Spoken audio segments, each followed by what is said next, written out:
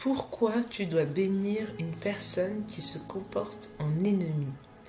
La Bible nous dit en Matthieu 5, versets 44 à 45, « Mais moi je vous dis, aimez vos ennemis, bénissez ceux qui vous maudissent, faites du bien à ceux qui vous haïssent, et priez pour ceux qui vous maltraitent et qui vous persécutent, afin que vous soyez fils de votre Père qui est dans les cieux.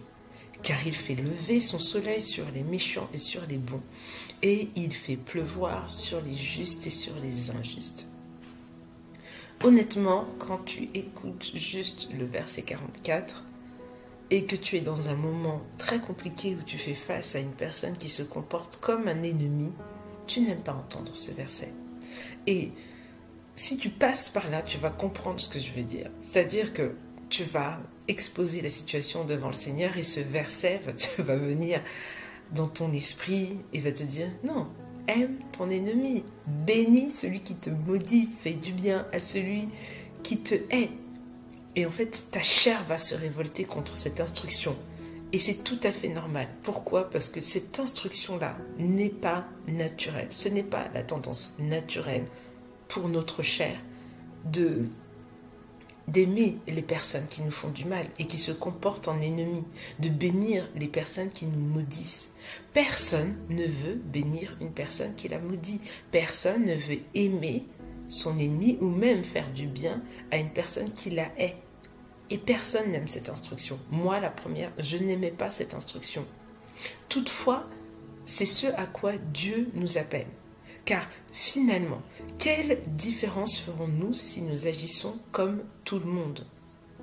C'est-à-dire que agir comme tout le monde, c'est-à-dire que voilà, une personne me fait du mal et je vais aller dans le sens de son mal.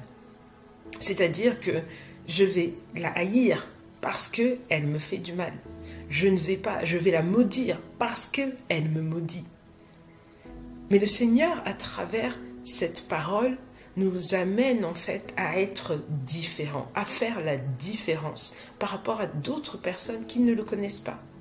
Et aspirer à la perfection de Dieu, être conduit par le Saint-Esprit, ce n'est pas faire ou être comme tout le monde. C'est pour ça que je dis que cette instruction-là, elle n'est pas naturelle. Parce que naturellement, on va se tourner vers des sentiments qui vont dans le sens de ce que nous vivons. Sauf que là, Dieu nous invite à adopter, à embrasser des sentiments qui ne sont pas naturels. Et je pense que là, tu commences à comprendre que comme ils ne sont pas naturels, c'est dans le Seigneur qu'il faut réussir à aller vers cette tendance qui n'est pas naturelle, mais qui est spirituelle. Alors, pourquoi faut-il que tu arrives à cette dimension et que tu bénisses les personnes qui se comportent en ennemis? À cause de Dieu et sa justice. Le jour où tu comprends cette dimension, tu deviens dangereux, dangereuse spirituellement. Lorsque tu bénis une personne qui se comporte comme un ennemi face à toi, tu accomplis la justice de Dieu. Et la justice de Dieu, ce n'est pas Dieu qui rend un jugement, ce n'est pas que ça. C'est aussi la manière de Dieu de faire les choses. Et lorsque toi, tu décides d'accomplir finalement la justice de Dieu, d'accomplir la volonté de Dieu, tu dis à Dieu, à toi la justice, à toi la rétribution. Quand tu bénis ton ennemi, tu dis au ciel et à l'enfer que cette affaire n'est plus entre toi et la personne qui se comporte en ennemi, mais entre cette personne et Dieu. Tu sors de l'équation. Quand tu bénis ton ennemi, tu ouvres la voie au pardon dans ton cœur, à ta guérison, mais aussi à ton élévation. Pourquoi? Parce qu'en fait, tu te soumets à une instruction. Tu te soumets à Dieu en choisissant de prendre la voie qu'il a prévue pour toi. Et quand tu t'humilies sous la main puissante de Dieu, pas sous celle d'un homme, sous la main puissante de Dieu, au temps convenable, il t'élève. Quand tu bénis ton ennemi, tu crées chez toi une atmosphère de foi et de confiance en Dieu. Quand tu bénis ton ennemi, tu laisses tout le loisir à Dieu d'agir et de mettre en œuvre sa justice comme il l'entend. Et je te partage ce moment pas parce que c'est écrit dans la Bible, Non, c'est écrit, mais je suis aussi passée par là. J'ai eu à vivre à plusieurs reprises des moments où le Seigneur m'a amené à bénir des personnes qui se comportaient en ennemis. Et j'ai vu la justice de Dieu.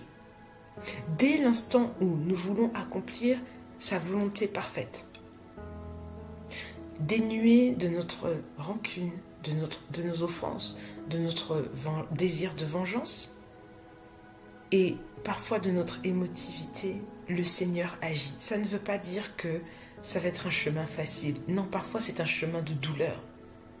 Parce qu'en fait, tu vas aller contrarier ta chair. Tu vas aller contrarier la tendance naturelle à aller dans le sens de ce qui nous blesse. Et décider de se dire que Seigneur, là, je vais accomplir ta volonté parfaite. Qui me fait mal, qui me brise, qui me blesse parfois, parce que je ne comprends pas pourquoi c'est à moi qui subis, qui souffre, de faire encore le pas de bénir cette personne qui me fait du mal. Et en fait, quand tu décides de prendre ce chemin, tu vas certainement pleurer.